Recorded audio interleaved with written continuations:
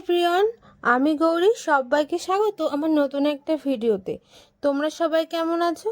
আশা করছি তোমরা সবাই অনেক ভালো আছো, আর আমিও তোমাদের ভালোবাসায় এবং ঠাকুরের কৃপায় অনেকটাই সুস্থ আছি। তো চলো আজ ভিডিওটা এখান থেকেই শুরু করছি। তো যারা যারা আমার ভিডিওটা প্রথম দেখছো অবশ্যই করে আমার চ্যানেলটিকে সাবস্ক্রাইব করে পাশে থাকা বেল আইকনটি প্রেস করে দিও। তো সকালে উঠে প্রত্যেক দিনের মতনই আমি আমার নিজের বিছানাটাকে গুছিয়ে নিয়ে আর তারপরেই ঠাকুরকে প্রণাম করি। তো আজ উঠেই ঠাকুরকে মনে হলো প্রণাম করি, তাই প্রণাম করেও নিলাম আর একটু জলও খেয়ে নিলাম, কারণ গলাটা খুব শুকিয়ে গেছিলো। তো আমার দেখো বিছানাটা গোছানো হয়ে গেছে, আর আমি সকালে যেভাবে প্রত্যেক দিন ফ্রেশ হয়ে নিই, ব্রাশ করে তারপরে রান্নাঘরের দিকে যাই। তো গিয়ে দেখি মা এদিকে রান্নাও চাপিয়ে দিয়েছে, আর রান্নায় তেমন কিছুই হচ্ছিল না। যেহেতু মা সকালে যায় তাই মোটামুটি একটা রান্না করে যেতে পারে। তো দেখো মা ওদেরকে রান্না চাপাচ্ছে। তো আমি এসেও পড়েছি। এখন অল্প অল্প সাহায্য আমি করতে পারবো মাকে আর কি। তো মা আজ রান্নায় রেখেছিল ওই কুমড়ো দিয়ে আলু দিয়ে একটা তরকারি, আর সঙ্গে শাক ভাজা বেগুন দিয়ে। তো সেটাই রান্না হবে, আর দেখলাম বড়িও রেখেছে। তো দেখো এদিকে মাও রান্না চাপিয়েছে, আর আমি ফ্রেশ হয়ে না রান্নাঘরে চলেও এসেছি, কারণ এবারে আস্তে আস্তে আমি একটু একটু করে কাজে হাত দিতে পারবো। তো চলো প্রথমে আমি ফ্রেশ হয়ে প্রত্যেক দিনই এক গ্লাস জল খেয়ে নিই, তো সেটা আগে খেয়েও নিয়েছিলাম। আর এই যে জলের গ্লাসটা ভরলাম, এতে আমি খাবো হচ্ছে একটুখানি গুড় জল। এটা আমি খাই প্রায় দিন, না খেলেও সপ্তাহে 4 দিন আমি চেষ্টা করি খাওয়ার। তো দেখো এটা আমার ইচ্ছা না হলেও তার মানে খেতে হয়, আমার জন্য না হলেও বেবির জন্য ভালো নাকি, সেই জন্যই আর কি খাই। তো চলো এদিকে আমি গুড় জলটা তৈরি করি। আর তোমরা যারা যারা ভিডিওটা দেখছো অবশ্যই করে কিন্তু স্কিপ করো না। আর এই যে ভিডিওটা আমি আপলোড করব, এই ভিডিওটা কিন্তু অবশ্যই করে তোমাদের কাছে একটা কথা বলি, শনিবারের ভিডিও ছিল, মানে 25 তারিখ, যেদিনে ঝড়টা আসার কথা ছিল তার আগের দিনকার ভিডিও।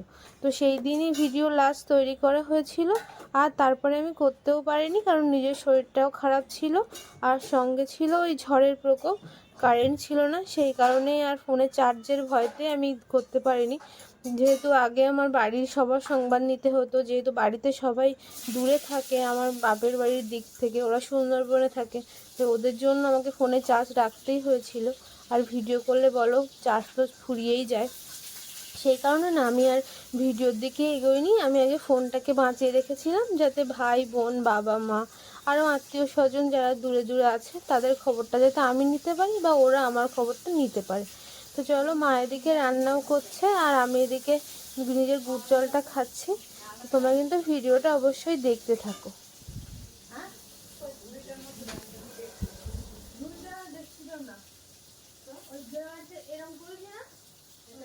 বাবুর নতুন আছে না ছোট, ওই ছোট দেখুন আমি বুঝি না, ওই একটা নিয়ে রাখো, রেখে আর ওই একটা হাঁড়ি ওখান থেকে নামি না, নিয়ে ওখানে রাখ, ঝুড়িটা নামি না, ঝুড়িটা তো সেই ওখানে কোনো কাজে লাগবে না সেরকম, শুধু জায়গাটা ইয়ে করতে ওই একটা। তো বাবুর এদিকে সকালে টিফিন খাওয়া হয়ে গেছে, আর দেখো বাবু টিফিনের পরে কিছু ফল খায়। তো বাবু কিছু ফল খেয়েছে আর আমার জন্য রেখে দিয়েছে, বললো যে তুই খেয়ে নিস। ফল বলতে ছিল শশা, তো বাবু দাঁড়িয়ে দাঁড়িয়ে খাচ্ছিল, আর আমার জন্য 2 পিস রেখেও দিয়েছিল। তো এদিকে আমার গুড় জলটা খেতে খেতে অনেকটাই সময় চলে যাচ্ছে, জন্য মাও রান্নাটা চাপিয়েও দিয়েছে ওদিকে, মা রান্না করুক আর আমি এদিকে গুড় জলটাও খেয়ে নিই। তো মা দেখো রান্না করতে করতে আজ চলে গেছে। তার মানে সে কালকে আমি যে শাকটা তুলেছিলাম, মানে শুক্রবারের দিন যে শাক তুলেছিলাম না, দেখিয়েছিলাম আগের ভিডিও, যারা যারা দেখেছো তারা তারা অবশ্যই দেখতে পাবে যে আমি শাক তুলতে গেছিলাম। আমি যেটুকু শাক তুলেছি, মা বললো ওই শাকটা অনেক অল্প হয়ে যাবে, তাই মাও আবার কিছু শাক তুলে আনতে গেল। তো ততক্ষণে আমি এদিকে বললাম যে হ্যাঁ তুমি যাও, আমি রান্না এদিকে যেগুলো বাকি আছে সেগুলো আমি করছি। তো ওই জন্য ভাতটাও দেখলাম হয়েও গেছে।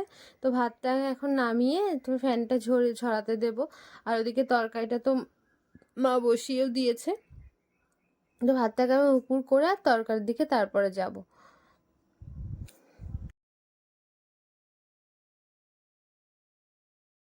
তো তরকারিটাও এখন দেখো কষা হয়ে গেছে। তো এবার তরকারিতে শুধু জল ঢেলে দিলেই হয়ে যায়, তার জলটা ঢেলে দিয়ে আমি চাপাও দিয়ে দেবো তরকারিটা। আর জানো তো এতদিন যে ভিডিও দেইনি বা ভিডিও করিনি, সেই কথাটাই তোমাদের সাথে এখন বলছি। তোমরা তো সবাই জানো যে যারা যারা আমার ভিডিও দেখো তারা তারা অবশ্যই জানো যে আমি এখন প্রেগনেন্সি টাইম আমার। তো প্রায় 6 মাস হতে যায়। তো একটা টেস্ট থাকে অ্যানুয়াল স্ক্যান বলে, তো সেটা আমাদের ডক্টর করতে দিয়েছিল। তো সেটা আমি করেওছি। তাতে না একটা প্রবলেম দেখা গেছে।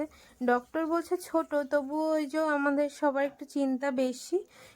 সেহেতু ওই বেবির নাকি হার্টে একটা আঁচিল আছে, তো সেটার জন্যই সবার মনটা অনেকটা খারাপ। তো তোমরা অবশ্যই করে জানিয়ে তো এরকম কি হলে কি তেমন কোনো সমস্যা হয়। আমার তো জীবনে ফার্স্ট টাইম, আর আমাদের বাড়িতে এরকম কারোরই হয়নি, সেই জন্য তো সবাই একটু চিন্তাই আছি আমরা। তো চলো, এদিকে দেখো আমার তরকারিটা ফুটেও গেছে, আর এটা না আমি নামিয়েও নেব।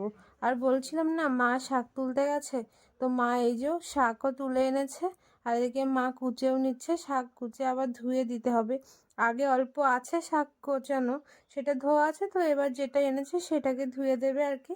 আর এদিকে না শাক আর ওই বেগুন দিয়ে ভাজা করব, তাই জন্য শাকটাকে আগে একটুখানি তেল দিয়ে আগে একটুখানি নরম করে নিয়ে তারপরে বেগুন দিয়ে ভাজা করব, সেই জন্য শাকটাকে আগে বসিয়ে দিয়েছি। আর দেখো এদিকে শাকটাও তোমার নরম হয়ে গেছে। এবারে শুধু তেল দিয়ে আর একটুখানি দিয়ে দিলেই হয়ে যাবে। তেল দিয়ে আর ওই শুকনো লঙ্কা দিয়ে যেভাবে সাধারণত ভাজে নিরামিষ করে, সেভাবেই ভাজবো। তো চলো, দেখে শাকটাও হয়ে গেছে।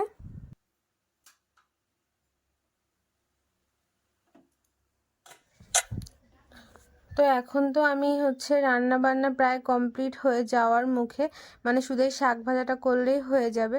তো সেই জন্য আমি আর কি কড়াইতে দিয়ে দিয়েছি তেল, আর ওতে দিয়ে দিয়েছি 3টে কাঁচা শুকনো লঙ্কা।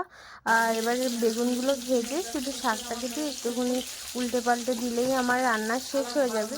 তো এদিকে বেগুনটাও ভাজা হতে থাকুক, আর তোমরা ভিডিওটা দেখো। আর ভালো লাগলে অবশ্যই করে লাইক কমেন্ট করতে ভুলো না। আর যদি কোনো ভুল যে হয়ে থাকে অবশ্যই করে ক্ষমা করে দিও। বোন দিদি যাই খুশি ভেবে ক্ষমা করো। আর সঙ্গে কিন্তু আমার বন্ধু হয়ে পাশে থেকো অবশ্যই। তো আজ দুপুরে তো এভাবেই আমাদের গেল। আজকে না বরমশাই বাড়ি আসবে, সেই জন্য আর কি সন্ধ্যাবেলার দিকে একটু তাড়াতাড়ি রান্না করে নেবো ভেবেছি। তো দুপুরে আমরা খাওয়া দাওয়া করে স্নান দান করে একবার অনেকক্ষণই রেস্ট নিয়ে নিয়েছিলাম। আর শরীরটাও তেমন ভালো যাচ্ছিল না। আর যেহেতু বলছিল ঝড় আসবে, সেহেতু রাত্রিতে ঘুম হবে কি না সেই দিকেও একটা সমস্যা। তো এভাবেই যে দুপুরটা গেল, বিকালটাও সন্ধ্যাটাও চলে গেছিলো। আর দেখো সন্ধ্যা হতে হতেই না আমি রান্নাটা আজকে চাপিয়ে দিয়েছিলাম। আর যেহেতু নিরামিষ, তাই তেমন কিছুই রান্না বান্নার কিছুই নেই। রাত্রিতেও তাই হবে নিরামিষ। তো তাই জন্য ঢেঁড়স সিদ্ধ করতে দিয়েছি, আর সঙ্গে ওই আলু দিয়ে সয়াবিন দিয়ে একটা তরকারি করব, তো সেটাই বসিয়ে দিয়েছি। আর তা আমি তাড়াতাড়িটা রান্না করতে চাইছি এই কারণে, যেহেতু ওই ওই তার মানে কি বলি, ঝড় টড় আসতে পারে, কখন কি হয় না হয়, সেই জন্য কি সকাল সকাল রান্না, যতক্ষণ কারেন্ট থাকবে ততক্ষণই তো আর কি আমি ভিডিওটাও করতে পারবো আর রান্নাটাও করতে পারবো। রান্না হয়তো করতে পারবো, কিন্তু এই সমস্যা হবে অন্ধকারে। তো এদিকে দেখো আমার ভাতও হয়ে গেছে। আর আমি না পুরো রান্নাটাই কমপ্লিট করে নিয়েছিলাম সন্ধ্যে 8:30টার ভিতরে। তো রান্নাও আমার এক এক করে কমপ্লিট। এদিকে ভাতও হয়ে গেছে, এদিকে তরকারিও ফুটে গেছিলো।